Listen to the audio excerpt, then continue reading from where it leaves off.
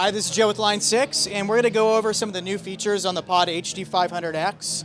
As far as the new Pod HD500X goes, one of the main differences is we've actually added new foot switches to them. The foot switches are a little more streamlined. They bounce back at you a little more. Also, you notice that there's a new LED ring around it, so if you're using it live, it's a lot easier to see it under dark lit stages. As far as the aesthetics of it goes as well, we've added a new screen to it, so it's a lot easier to see. There's a higher resolution. And on the inside, what we've done is we've added more DSP. So you can do more with the pod on a preset by preset basis. So if you want to do 2 amps and add multiple reverbs and delays, you can do so, where you would kind of fall into some pitfalls before with the 500. Also, on this firmware version on the HD500X, we now have 30 HD amp models, 100 plus M-class effects as well.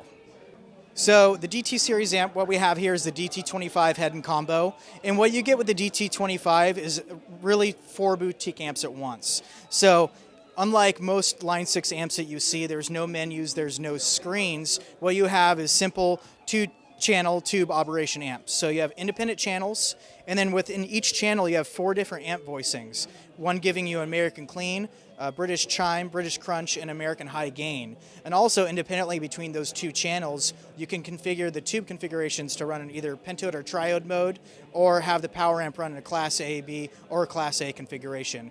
And all the power amp and tube sections designed by Reinhold Bogner.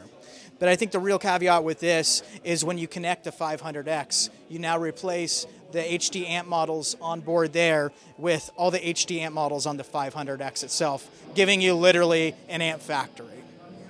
So as far as the guitar goes, this is the James Tyler Variax 69S.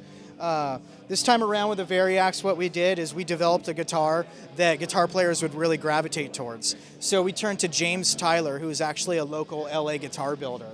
And what he did is he actually designed the guitar from the ground up, including all the hardware and pickups itself. So with the guitar as it stands alone, you have a simple electric guitar with magnetic pickups. But as soon as I engage the Variax control on board, it takes the pickups out of line and now runs from the LR Bag's piezo piece. Now I have 28 different instruments with 11 different tunings all on board.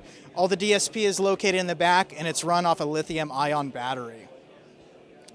What's great about this guitar as well is there's 2 different outputs. So you have standard 1/4-inch output that you can use with any guitar amplifier, plus you have the VDI output as well. And the cool thing with the VDI is that's where the Dreamer comes to life. So when you connect the VDI to the Pod HD500X, you now have every preset on here can read all the guitar models plus the tunings. So there's an endless supply of tunings, guitar options you can use on a preset by preset basis. Then after that, what we can do was when we connect the L6 link to the DT series amplifier, what that does is it unlocks all the tube goodness and allows a flexibility in the digital perks from the 500X.